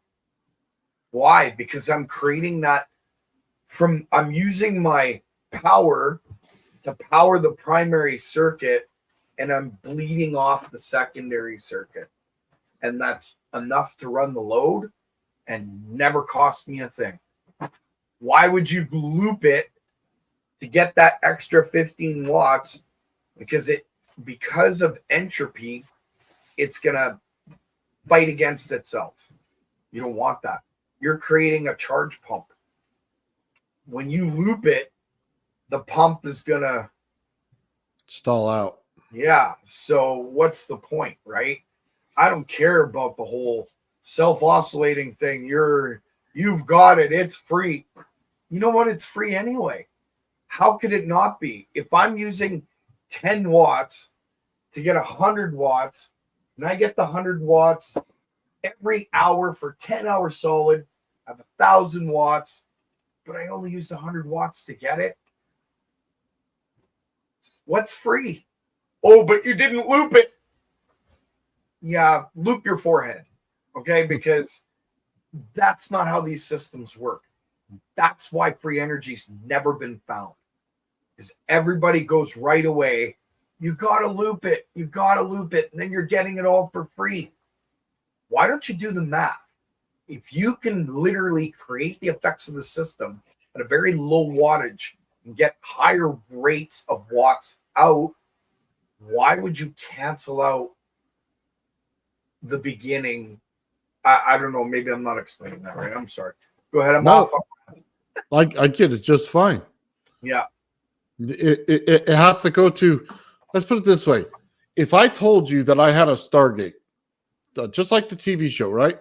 Yep. And I created the water in the center of the Stargate. And I told you at any time you want, you can go in there and put your cup in it and take it. Okay. Why would I turn it off? Why would I mess with that whole system that turned it on? That's exactly what I'm saying, is what Gerald's saying here. That's it. Just take your cup up and go fill it up. Whatever you need, it's going to give you continuous. So never turn off the primary system. Never try to minimize the amount of power going through that system by looping it around. Always take your cup from the water. Literally, and just all day long, and just keep going. Nonstop. Now, can you fill up a bucket from that water? Yes, you can. Can you use that bucket to run your primary system? Yes, you can. But remember, as soon as you put your cup in there, that cup is a second system. It is not your primary system. Your cup is a secondary system. And there's a way of doing it where you take your little cup out and you fill a bigger bucket. And you let that bigger bucket run your system. And when that bigger bucket gets too low, you flip the switch and make your cup go again. Yep. So we just got to understand there's a primary and secondary system here. It's not just a one system fits all. That's where a lot of people get lost. Okay. Yeah. They get lost in Bedini that way too, man. And you know what the funny part is? This system loves lead acid batteries. Loves it. Oh, yeah. Well, I always... lithium ion loves lead. I always laugh my butt off when people tell me it's one battery charging another, right? Now, you do realize that he's completely charging the one with the one battery, right? But then he takes a handful more batteries with the one battery and charges all the rest. Then he switches it to another bank and charges those over here. Yeah. Then he switches to another. So by the time he's charged the 5 banks of 5 batteries, okay, that's 25 banks. Now he's got 25 individuals in just by one. Now he could take one of the 25. Yeah. I was about to say, and you know what he says? He takes that one, he connects it to a power inverter and a battery charger and charges the first one. So it really doesn't drain a lot from that second battery. But yet, like you said, he's got 24 for free. Yeah, but that's what they don't understand. They're filling up 24. I mean, it boggles the mind. It makes me wonder, do they not understand, or do they purposefully go, well, that's not how we define free energy, therefore it's not free. Meanwhile, you're running for free, but their definition is that doesn't work. Do you know what I mean? Yeah, give me 1 second. I'm going to pull something. Go ahead and talk, Gerald. Ian just sent me something. I don't have a thing. Oh, let me see if it sends to Facebook. Hello, Ian. No, I don't have it on there either. Where'd you send it, Ian? He says, Nathan, I sent you a video from my channel with an experiment I did. Okay, so hold on, let me see. It's relevant to what we're talking about. Awesome. Let me see if I can't pull his channel now. Email, he said. Okay, I'm in my email. The last one I got is from you, Gerald, not from him. Kushibu999. I love the name. You need a level 2 charger. Perhaps? I don't have it, Ian. So if you got it, I don't know if you sent it to Shawn or me, but I don't have it. Sorry about that. That was really looking forward to that. Yeah, maybe resend it if you can. Yeah. Love That'd be to kind of cool. Yeah, I love to see new videos and more experimentation. The more experimenters, the better. Everybody should do it. Get your friends and family doing it. You know what I mean? Let's get some learning going. That's how I learn. I'll keep an eye on my email up here where it pops up that says there's a message. If Ian can get it to me, I'll put it up. So awesome. Yeah, I think the best way to learn is experimentation. I'm self-taught, so it teaches every wrong thing, but it also tells you why it was wrong. Oh, I got a shock yesterday, man. Oh, I screamed like a little schoolgirl. I wish I had it on video, but I just shut the video off, and I wasn't thinking the cap was still full, right? And I reached over and I was pulling some wire out of something. My arm brushed against it. Woo! Man, that was interesting. Okay, hold on, Gerald. That reminds me of something. No. I was going to talk to you about this. Your coil, and I'm going to pull it up here for everybody. Making those holes in it, right? Oh, yeah, the epoxy. They're not melting it. There's no heat. Just saying, somebody had mentioned it earlier. Yeah, so let me pull that. No, it wasn't quite a Ben scream. Ben screams are unique. Yeah, that was true. Yeah. Absolutely. No one does it quite like me, gentlemen. You're outstanding in your field. Okay, go ahead. Are you sure your coil's turned off? No, I don't mean like, did you turn the power off to it? And I don't mean, did you make sure the capacitor bank is empty? Are you sure it's off? I'm not even sure if it's off when it's unwired. That's what I'm saying. There's a theory out there that once you create a magnetic vortex, unless you blow off a spark gap or cap or a really loud sound, you can't collapse it. So even though I shut the experiment off, it's running in the ether. I don't know. That's a theory that somebody had back when Bedini had first brought out the SSG, and not sure about that one.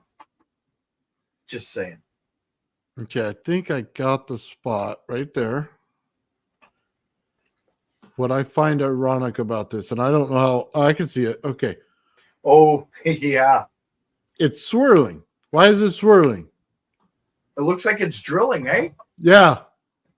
Isn't that freaking crazy? That's why I asked if it was still on. Is it still a residual? I did one more test after I said I wasn't going to, right? And it wasn't even a long test. And then I just put it in the box, closed it up, left it for like a week. When I did this video, it was the first time I pulled it out of the box. I was like, maybe I'll do a couple more tests. And I looked at it and I seen it and I went, no way. Like, you can't even make this up. Excuse me. And if I had drilled that with a drill, I would have ripped apart all, like you would have seen it. It would have had it all ripped apart, and Oh yeah, rips and strips, and the edging would have been all torn. That's all whatever it is. You know what I mean? Which I believe is Evo's. So that's why I ask, are you sure it's off? Because remember, I did the experiment with the Tesla coil and the wire, right? Yeah. It didn't shut off right away. Now, No. has a lot to do with the temperature that I'm putting into it, and I'm playing with it in order to do it. And you see anything, just so you know, randomly putting down the wire down the Tesla coil is not something I normally do, okay? I don't just poke it around, okay, like this. Yeah. But I did it on the video because I wanted to show you something, okay?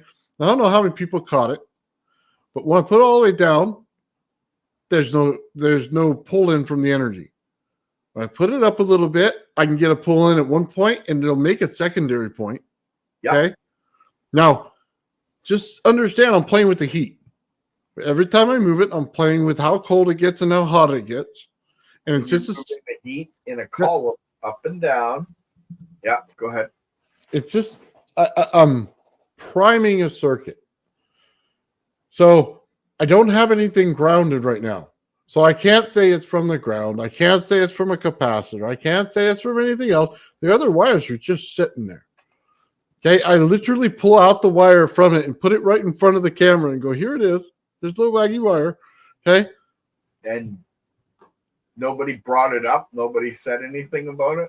Well, I think they think it's interesting, but I don't think that they understand that it's staying on for a reason. And by making wire hot, by putting it in just a little bit or just the way that I pull it out, okay, depending on the speed and everything, it'll shut the secondary one off. That was one of Tesla's major secrets that he never talked about or brought up, was the inside of a Tesla coil. There is another group of guys that are doing tests and experimenting, and they're finding it. And the one guy, I watched the video yesterday on it, and he was like, yeah, I've been talking about it for the last 3 months now, putting a wire down the center of your coil. And I was just like, yep, the word is getting out. Whether or not he heard us or heard somebody else or found it himself, which is even better, because it's like the 100 monkey experiment. If he's doing it, then other people are finding, and other people, and you know what I mean? It's like, I love this shit. Well, I've been saying it for 6 months, Gerald, or more. I know. So, you're the only one I've ever seen with that secret and explain it perfectly. Like, guys have played with Tesla coils for years. There's pros in the scientific community that have Tesla coils that are like 8 feet tall and like 4 to 6 inches in diameter, right? Did you ever put a wire down the middle? Nope, it doesn't work that way. It's supposed to. Look at Tesla's pictures, man. If you ever come across that video again, send me the link. I'd love to conversate with the guy about it. Oh, yeah, actually I will. I can look at my history right now and find it if you want. Hey, Ben, I see you got your workshop out. What do you got going on? So I just wanted to show you guys real quick that I've been trying to keep up with you and being professional and safe. So I got a toggle switch, and I'm just going to demonstrate it. I rigged it up to a little board here, and it works pretty well. So just wanted to show you. It's pretty cool. Nice. Very cool.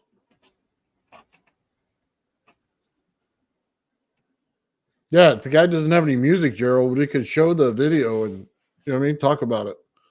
He doesn't. He just talks about it. Let's see here. All right, Ben, you ready?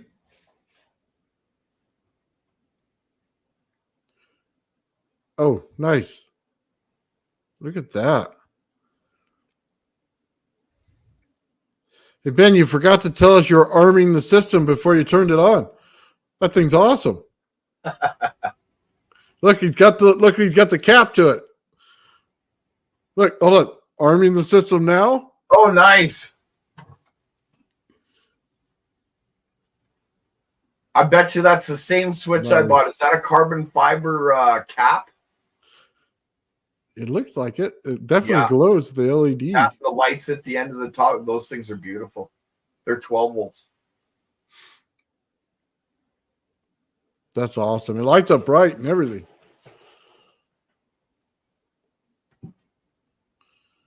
Yeah, so I just wanted to show you guys that. It was pretty cool, huh? Yeah, it was. I like that. I agree. Arm in the system. Yeah, exactly. And what I really like about it is the spring action in case I have to quickly shut it off, you know, because it just snaps back off. Oh, Yeah, Ben, it's a quick spring. you gotta say that on a short. You gotta say I'm arming the system, and then you gotta scream like a girl, or just play the video of you doing it. Yeah, the clip. Why this? Oh my God, that's the greatest thing in the world. Yeah. Arming the system. Ah! We could do a Star Trek episode where everybody starts screaming. I agree. Oh, great. I'm in. Oh, Man. That's funny. I do like it though, Ben. You said what, Nathan? I said I do like it, Ben. Go ahead, Joe. Oh, I I appreciate found that. another secret I'm going to release next week. I got to just confirm it. I tested it, but has something to do with putting something very specific in the center of the open core. Increases your energy level. Just keep that in mind. That'll be a nugget I release next week. Okay? Because I want to do more testing. I want to make sure I'm not just deluding myself or something. Oh, you know what I was thinking about? Hold on. So we always do the Tesla coil with the bottom capped. Yeah. Okay? So I'll just say this. I think I said it last week, but I just want people to know this. It's changing the way the energy comes out of the Tesla coil. Just so you know that. And I found this out, okay, because Joe and I were talking and we were laughing, having a good time. And I told him I just could put a little hat over it. And I told him, I go, it's like a condom, right? I'm just going to put a condom over the top. We'll roll it down, right? So I put this thing on there. And what happened is the energy pushed out further, right? But it also heated up more. So the actual thing that came out, my power source was 2.5 feet away at 11 volts. Now, I can't usually start my cellular exciter at 11 volts. It has to go to like 14 or 13 volts to start it. But it now starts at 11 volts. So it means that there's more amps in the system than there originally was. By capping the top and bottom, it traps the heat. The heat is turning into the amp, which is pushing the field further, but it's pushing it further with heat. Yeah. Okay. And that's what you don't want, but at the same time, at least it's pushing it. With high voltage, it does never lies to you. You have to let it talk to you. So if it's pushing out more heat by capping it and hiding the heat inside, what happens when I release the top and bottom and I take off the bottom cap and I let it now flow properly? Now, the experiment that I did was with the cap on the bottom. We always just think of it as a base. What if I lifted it and opened it? Now I can change that other coil cooler and get a lot more cold energy going to it than it was before. I reduced the heat. I think Tesla figured that out, and that's why he stuck that pole in the center of his Tesla coils. He was capturing that energy. And that's where he got all his freedom, like his free energy from. The energy's cold, though. It's just like your circuit, like in that way. It's cold in the center when you do it that way. Absolutely, because you have three fields interacting. You have your primary pulse, you have your secondary capture, plus the very flow of those two interacting creates a third field, which allows you to put that wire down the center and control temperature.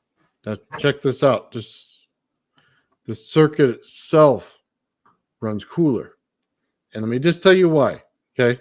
Just so I can explain this for people. It's instead of putting it into something that holds the energy and then disperses it. So it's creating a magnetic heat, okay?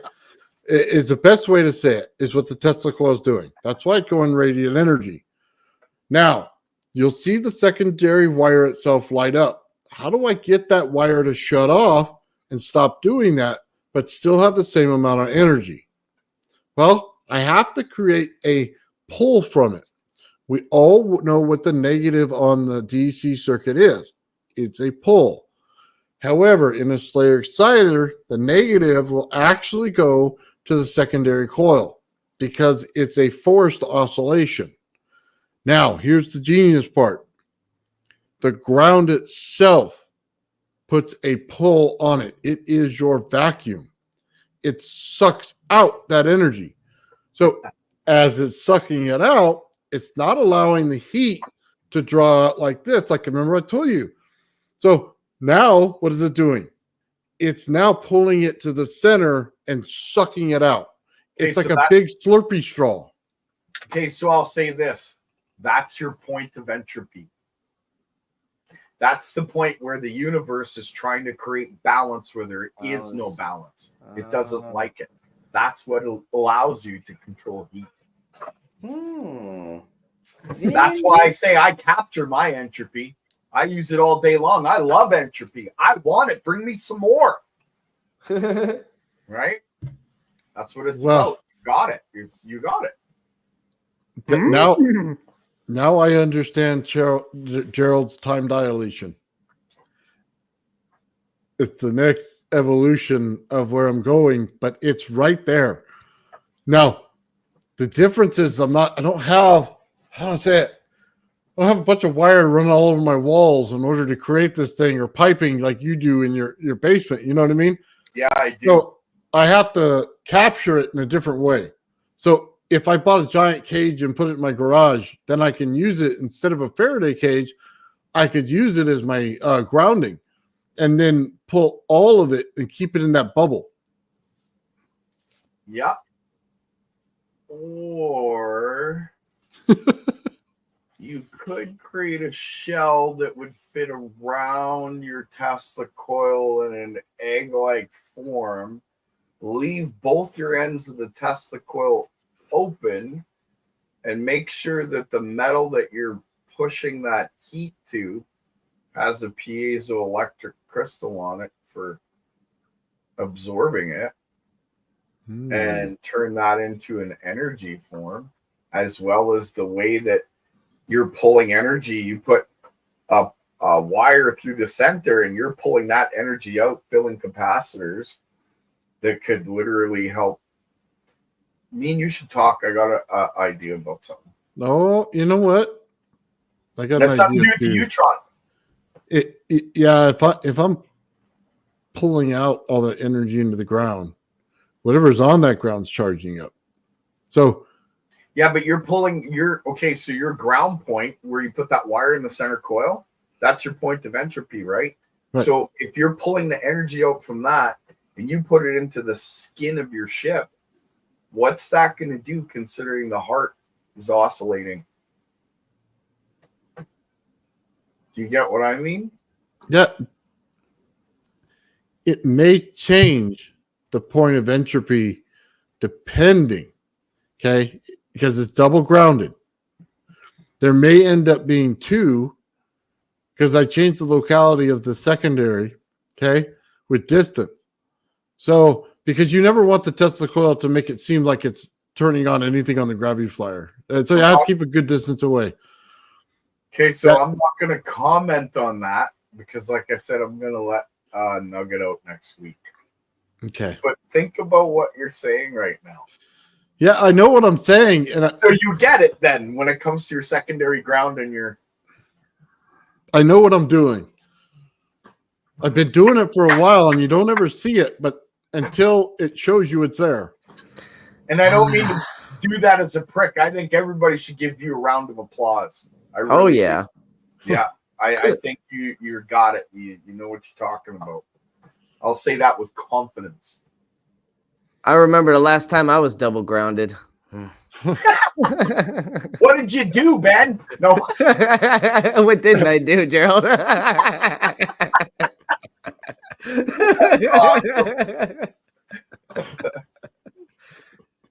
Oh, that's not right. On many levels, but hey. Oh, I used to get in trouble too. We all did, man. That's how we learn. Oh, There's no such thing as to fail. Fail just means forward, always in learning. Yeah, and I have a lot of fun memories too. So do I. Bits and pieces of them, anyway. So now you're going to use the Tesla coil. Oh, man, me and you have to talk about that. Because I have a feeling that you... Remember what I said? There's more than one way to do this? I believe the Tesla coil is actually one of the parts that was used for the center core of Otis T. Carr's system.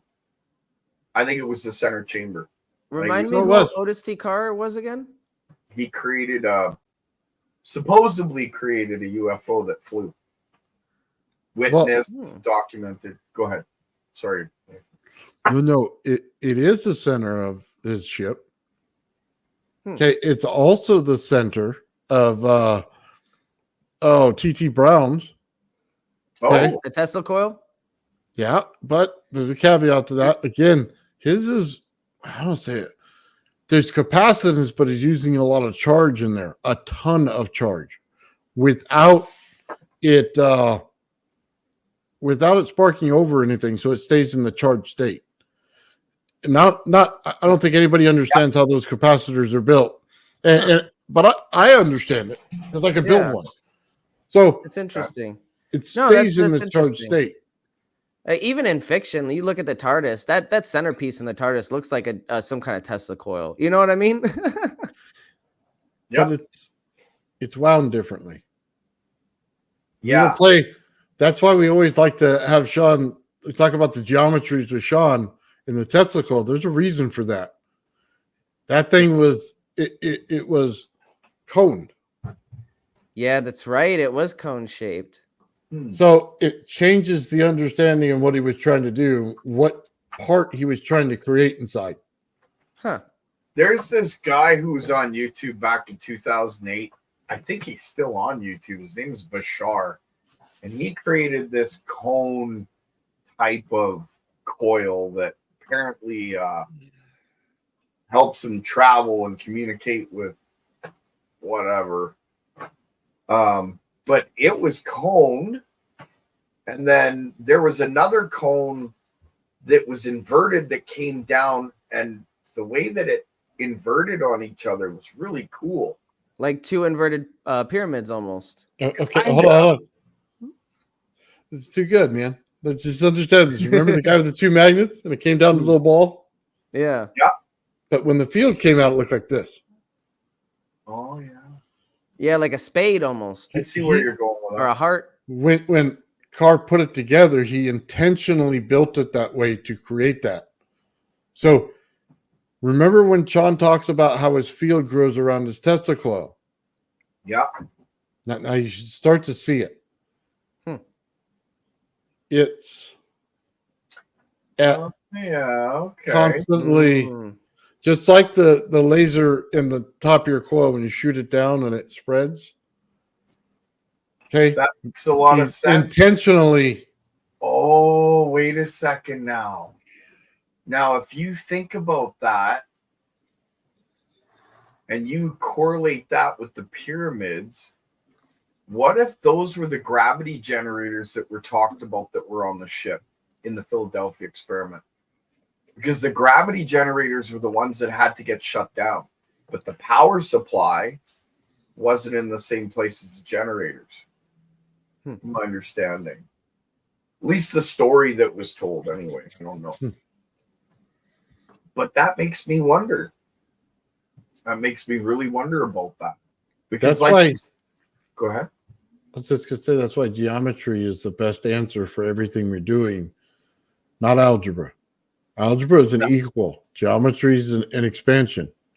Algebra is a mathematical equation in linear aspects of time, and it helps us understand certain things. But well, it does. But you think you're going to find the answers in the universe using math? Right? Yeah, it's very limited. Yeah, if you really want to understand things that are in depth, like it's going to be very limited. The amount of caveats and little we just do it this way in their calculations in order to make their theories work. It's sickening. You don't even want to do the math. It's like, okay, the equation works if you lie about this little piece, or we say, well, we don't know about that little piece. Well, that little piece might be the most important piece of the whole equation. Right. So I don't know. Can't find it with math. I think that math can define it once it's found. I think math's really important. That's a good way of putting it, yeah. But I don't think math can find it. Right. Maybe no, that is a good way. Well, no, I think that makes a lot of sense. That does make a lot of sense because, you know, the math we have is very limited in the sense that it is two-dimensional, and we're, you know, trying to apply these principles to a three-dimensional world. So it's already going to be limited compared to something like VBM and its practical applications of understanding the interconnectedness of everything.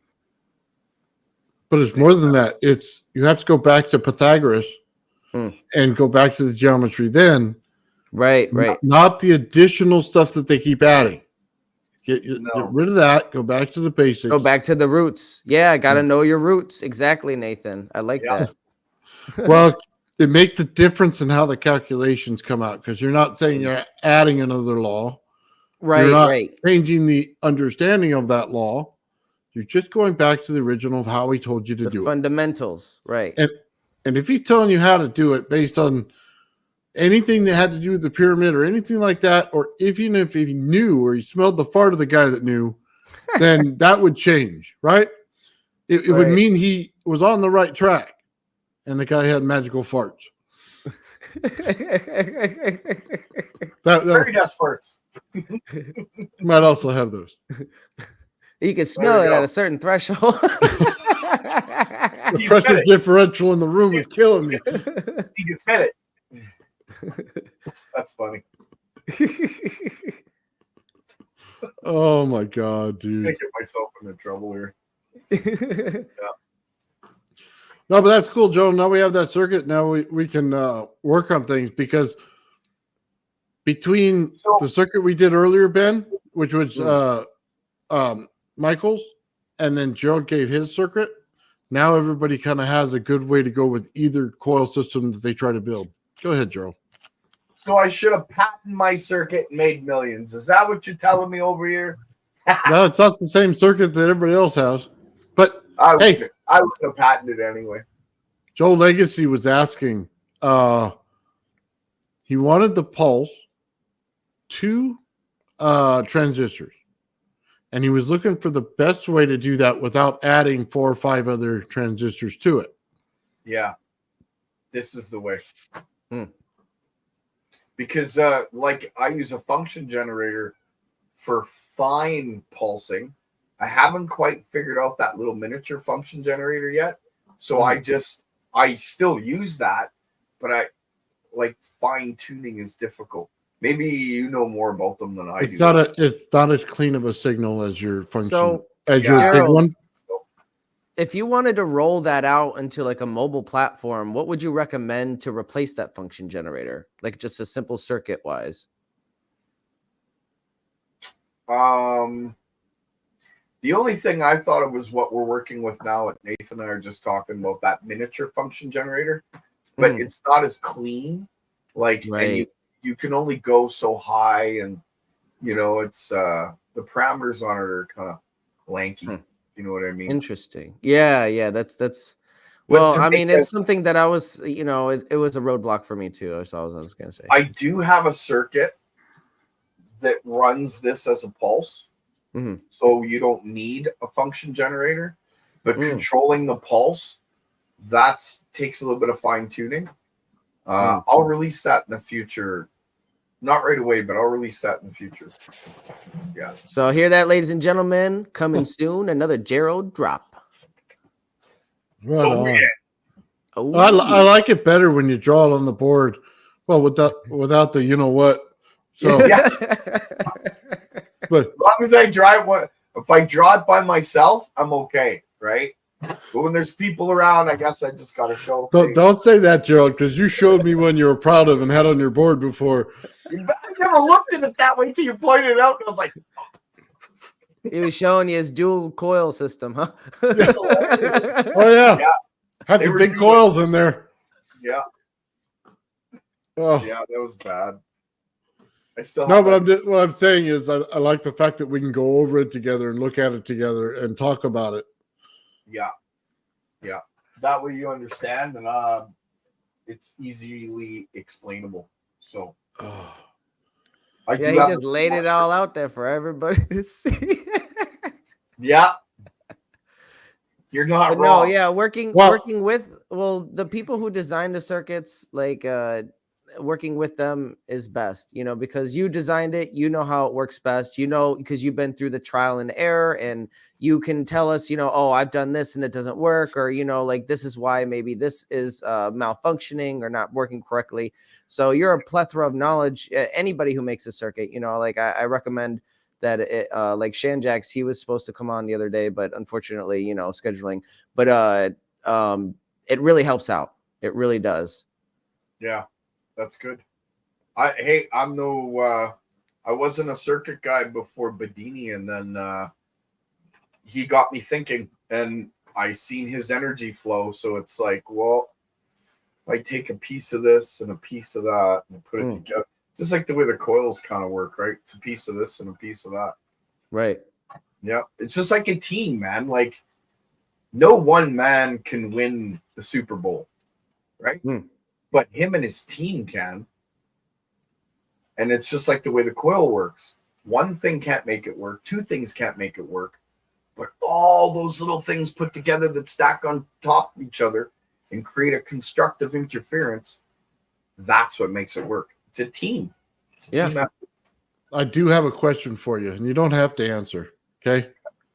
You ever thought of individual pieces of each winding where you could take them on and off of a rack and individually slide them in and do each shape as you will and turning on each coil as you will? Oh, that's cool. And yeah, just have a thing where you can change out anything you want and it builds. Interchangeable. Okay, so this one cool. Was now I know what you're saying. That could be done, but what I did with this one instead was I made multiple taps. Okay, so there's like this one's. I don't know if you can see the side angle. It's hollow. Okay. Okay, so it's not flat. It's actually a three-dimensional coil, but it's hollow on the inside. And then the different frequencies have different taps. I have, what is it? There's 8, I think, on this line here. 8 taps, right? So there's, in the middle, I tapped it, and then towards the end, I tapped it. So it's like, I can mess with it in different ways, if you understand what I mean. Yeah. Is that one of the ones that's preserved in resin? No. Oh, sorry, No. I didn't mean to interrupt. The only one in resin is the big one because I had breakout in it and I wanted to see what was going to happen once it went into resin. But it wasn't high voltage breakout in what you think. I was using 12 volts and I was getting breakout in 5 perfect symmetrical spots. I believe it was ball lightning appearing. I should have got it on video, but when it happened, I had a really crappy camera. Did you map it? Oh yeah, I know exactly where the spots were. That's cool. Yeah. But you know what? The funny part is the holes in the epoxy aren't where those 5 spots were. Those 5 spots were on the bottom where the coil kind of, it's hard to see in the epoxy, but it's like stairs. And on the 3rd stair is where they all showed up. Almost maybe 15% up from the bottom. So yeah, interesting. Yeah, that's cool. And now with it being eaten away like that, I don't know where they're going. I don't know what it's doing. The fact that it's all a bunch of white little bits in there, I don't know. I don't even know what it's changing into. I That's want what, to. yeah. Is it still resin at that point when it's in the white, or do you think it's something else? I don't know. I think it's something else. Could it be a powdered form of the resin? Could it be something that's transmuted? I don't know. And how do I test it, right? I don't have a lab here. So, and I can't, like, am I going to bring it to somebody and then who, right? Bob Grinier's in the UK. I can't send him. I mean, I could, but chain of custody and all that, it could be denied, right? You know what I mean? I'm in Canada. He's in the UK, for Pete's sakes. But it's interesting. You've seen that tunneling. I don't know what the heck that is other than an Evo. Well, I'll try my best to get a hold of Bob Grenier and see if we can get him a sample. Because honestly, if anybody's going to analyze it, he would be interested, or somebody. I can get a hold of Bob Grenier. He knows who I am. I've talked to them for the last 3 years. I've actually done a lot too. I think it's important that we do have it analyzed, though, under a scanning electron microscope, just to make sure that we don't see any, markers for, ball lightning, which we have been theorizing that we're going to see. And if we do, that's, that just is another confirmation. Part of me wants to cut the coil right in half with a saw and send them half. Yeah. I know. I have 2 others made that are identical to that, but they're not. Oh, okay. It's just like, I don't know, all the time and effort into the coil. Trust me, that's why I haven't done it yet, man. It's a labor of love, and when you get something that you love, you don't want to crack the labor in half, right? Well, why would you, man? Just make another one and leave that one alone, and just make another one, and eventually you'll tear some of the other ones apart. But that's what I did the first time. I made 2 more, and I was like, okay, this one's epoxy. It's the sacrifice, and then it's like, well, I don't want to. I wouldn't want to either. I wouldn't do it. It took a lot of work to do that. Yeah, these coils, some of them are really tedious. They're worth it. They are definitely. Yeah, I love making them. I think I'm not going to stop anytime soon, but I think the next one I want to work on is that advanced version 3 432 coil, the small one. I think that'll be cool. So I think I know the answer to this, but Gerald, I'm going to let you answer it. You see it on the screen? Yep, I do. Also, guys, and proportion on your coils and winding. Yeah, you could put it that way. Not so much my ratio, but definitely the proportion of the proportion of copper in comparison to the geometrical wind, in comparison to what I'm trying to accomplish with that coil itself. So, yes, I think I answered that question. Let me know if I didn't. So, yeah.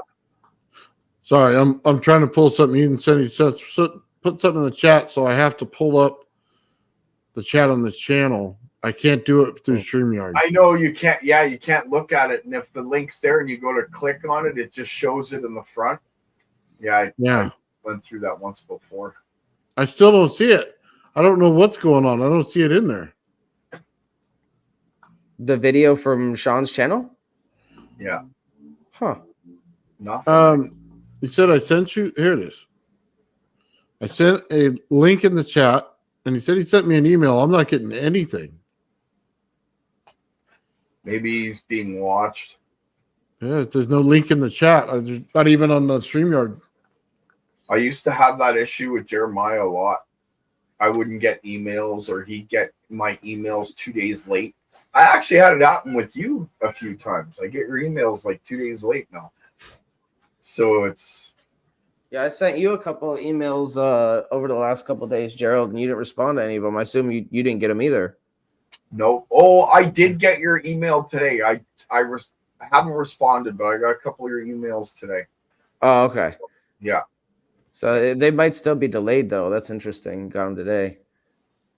Yeah, I don't know why.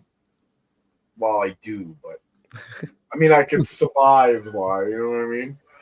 Can't prove it. Don't know for a fact. Yeah. Let's just say somebody likes to look at what I have. Yeah. You want to look? There you go. Look at that. Got to do a dance party. You know what I'm saying? Come on. I'm sorry, guys. I had to. Gerald's wife got a peephole watching him from where she is in the house. You know exactly what you're doing, Gerald. She watches me on camera. I'm kidding. Wow. You guys got that kind of setup, huh? I'm watching her right. No, I'm kidding. I'm seriously kidding. Dude, I feel like my wife has a camera on me at all times. If I go and use my credit card, oh my God, 2 seconds later, I'm a text or a call. Why did you buy that? What were you buying? Yeah. You know what I mean? It's like, I only bought this. No, you didn't. The receipt says. Yeah. Yeah. I'm like, what? Or like she'll tell me something because the kids in the house tell her I'm doing something, right? And then I'll get a call. Why are you doing this? I go, well, how do you know I'm doing this? You know what I mean? Little spies everywhere. Yeah. What are you blowing up now? I used to hear that a lot. But she came home one day. Yeah, I had my fog machine on, right? And it was just totally smoking in there. And I had it closed because I'm trying to see, a little ball show up or something around my flyer. And I'm just lit up everywhere. So all you see coming out the doorway is this big trail of smoke going like this, coming out the doorway, right? And I opened the big garage door and she pulled up right when I did. And it just came out like whoosh, right? What the hell are you blowing up inside my house? She just said, no, we're hotboxing. Don't worry about it. Oh, the vigil had to be great. It was like Back to the Future, man. All this big smoke was coming out everywhere. That's hilarious. Yeah, I love that. The more smoke, the better. Yeah. Right on. Well, guys, Shawn was out today. He didn't feel good. So I just want to tell Shawn, hey, man, I hope you get better soon. And I hope to see you on next week as well. Yeah, Shawn. Our prayers are going out to you, man. I hope you get better. We hope you use a speedy recovery. Yes. Yep. So suck on a lemon, eat an onion, and put some pickles on your feet.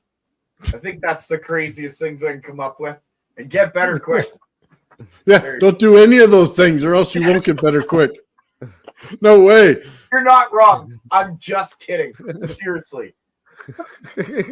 Like saying, drink a jar of pickle juice. You'll be all right. No, not at all. Oh, have you ever drank? Oh, man. Talk about sour face. I should get that on camera. Man, I look funny. My girlfriend put a bottle of apple cider vinegar in a bottle, and I accidentally was half asleep and I drank a whole swig of it. Oh my God. Oh, dude, my mom used to pickle things all the time and to preserve them, and then you would come home and there'd be giant jars that looked like green turds were floating in them. And we're all like, we're not eating those. Who are you giving those to? Like, we're not eating big green turds. Yeah. That's funny. It was terrifying as a kid, man. Then they used to make SOS. So, really? Oh, dude, it was not good. Don't pretend like it was good. That was shit on a shingle, man. So they took the good hamburgers that they made, and then they put milk in there with it, and it's like, oh my God, that was disgusting. Like, I don't know why you would do that. And then they go, oh no, it's like a gravy. You put in bread with it, right? And they go, no, get that crap away from me, dude. I said, give me the burger before you start. Yeah, I'll eat the burger. Thank you. Yeah, that was poo, man. I got in trouble for flushing a chicken patty down somebody's toilet because I didn't want to eat it. Oh, it came back as a floater. That sucker wasn't going down. No way. Oh, that kid's so much trouble. Oh man, that's funny. Didn't we all when we were younger though? Oh man. On that note of the floater. And the 3 holes.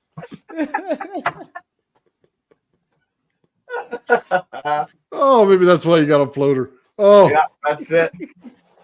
oh, that's so bad. I shouldn't say that. I It's- apologize. Yeah, you know. Oh, all right, guys. It's 2 hours. We're getting kind of funny. Yeah.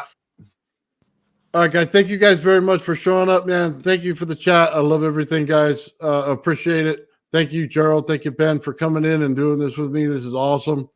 I love this show, man. Yeah, Oh. me too. Thanks, Gerald. Thanks, Nathan. Thanks, chat. Yeah, thank you guys. I had a lot of fun. Everybody out there, thank you for showing up, and I hope you show up next week. And it's been fun. Yeah. Have a good night, guys. Good night, everybody. Later.